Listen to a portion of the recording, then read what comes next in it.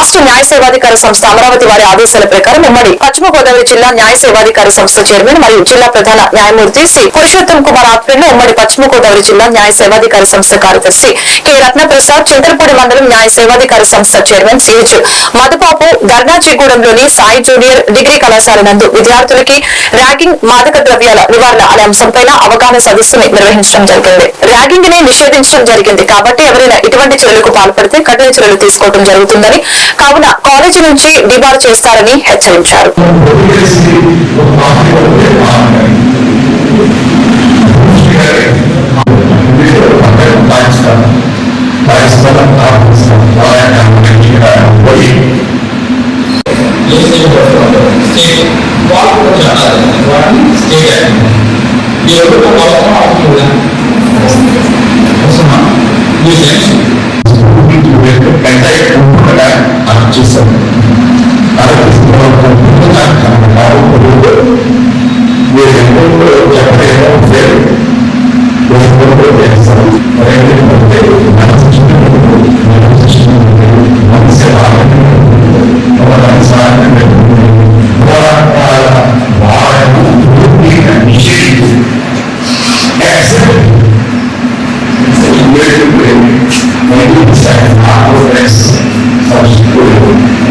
Site గురించి పిల్లలకి వాళ్ళ విద్యార్థులకి వివరించడం జరిగింది. అట్లాగే మన దేశంలో చాలా రాష్ట్రాల్లో, పంజాబ్ అలాగే కొన్ని ఇతర రాష్ట్రాల్లో ఈ డ్రగ్స్ వల్ల, మాదక ద్రవ్యాల వల్ల స్టూడెంట్స్ వారి జీవితాలు ఎలాగా కోల్పోతున్నారు, వాళ్ళ జీవితాలను నాశనం చేసుకుంటారు అనే విషయం వివరించడం జరిగింది.